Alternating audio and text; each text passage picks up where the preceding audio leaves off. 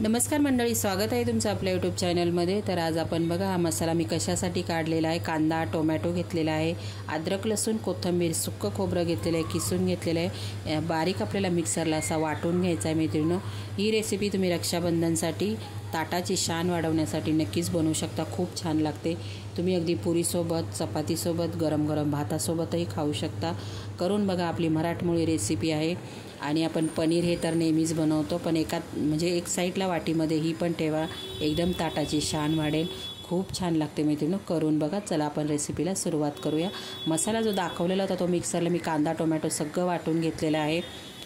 तेल टाकून घेतलेले, तेलाचा थोडासा जास्त वापर करायचा आहे आपल्याला, मस्त अशी तरी दिसली पाहिजे।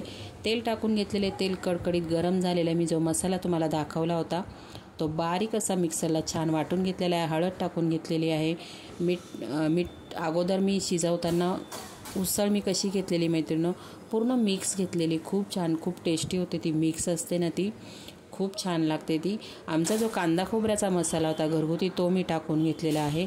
आता हा मसाला, तेलामधला मसाला आपल्याला तेल सुटेपर्यंत खूप असा छान परतून घ्यायचा आहे। म्हणजे तेल सुटलं पाहिजे, तेल साईडला आणि मसाला साईडला झाला पाहिजे, इथपर्यंत आपल्याला परतून घ्यायचा आहे मसाला। 1 मिनिटासाठी मी झाकण ठेवत आहे, कारण मसाला उडतो सगळा। तर इथे बघा, मस्त असा कलर पण आलेला आहे आपल्या मसाल्याला आणि तेल पण सोडलेलं आहे मसाल्याने। कढीपत्ता टाकून घेतलेला आहे आणि मी उसळ पूर्ण मिक्स उसळ होती माझी। मीठ टाकून घेतले, थोडं टाकले कारण मी शिजवताना पण थोडंसं मीठ टाकलेलं आहे उसळीमध्ये।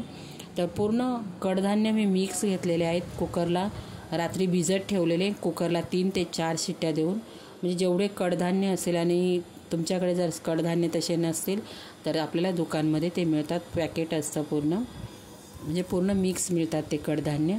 तर बघा, पूर्ण मिक्स असे कडधान्य मी कुकरला 3 ते 4 शिट्ट्या देऊन घेतलेल्या आहेत। आता ते टाकून घेतलेले आहेत मी याच्यामध्ये।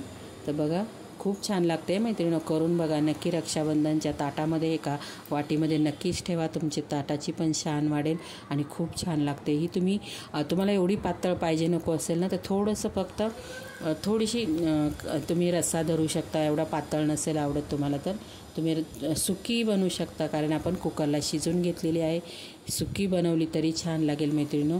तर मस्त अशी 2 ते 3 मिनिटासाठी आपल्याला कमी गॅसवरती उकळून घ्यायची आहे। शेवटी आपल्याला कोथिंबीर टाकायची।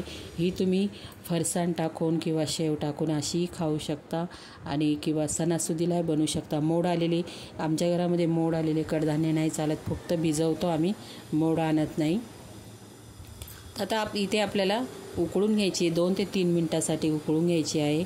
आणि मस्त गॅस बंद करायचा, 1-2 मिनिटासाठी झाकण ठेवून द्यायची। मस्त अशी तरी येते, कलर पण छान येतो मैत्रिणींनो।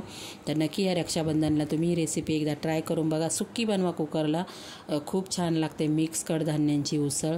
तर मैत्रिणींनो, माझा व्हिडिओ तुम्हाला कसा वाटला, व्हिडिओला लाईक शेअर आणि सबस्क्राईब करायला, आपल्या मैत्रिणी कोण नवीन असेल आपल्या चॅनलवर, नक्कीच आपल्या चॅनलला सबस्क्राईब पण करा मैत्रिणींनो। आणि करून बघा या रक्षाबंधनला। तुम्ही अशी पातळ केली तर पुरीसोबत पण आपण खाऊ शकतो, भातासोबत चपातीसोबत। आता कसं सणावारांना खूप अशा प्रमाणात पुऱ्या कोणीही बनवत नाही, कारण खूप तेलकट लागतात, त्यापेक्षा चपाती छान लागते। कोणी आली तर कोणी चपात्या पण बनवत नाही, अगदी भाकऱ्या सर्रास भाकऱ्या खातात। चपाती पण बहुतेक लोकांनी बंद केलेल्या आहे, पुऱ्या तर बिलकुल कोणी खातच नाही।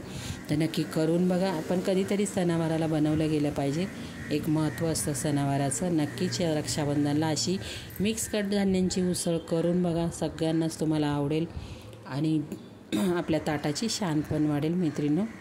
तर आता चला, मी तुम्हाला बाय करते। बाय मैत्रिणींनो। आता उकळून घेते, गॅस बंद करते, झाकण ठेवून देते, आणि नंतर शेवटी परत एकदा आपल्याला कोथिंबीर टाकायची आहे। तर चला, व्हिडिओला लाईक शेअर, बघा किती मस्त अशी तरी आलेली आहे आणि खूप छान झालेली मैत्रिणींनो। टेस्टला ना एकदम भन्नाट झाली। कांदा टोमॅटोनं काय करायचं त्याच्यामध्येच वाटून घ्यायचं। कसा वाटला video, like share subscribe, bye.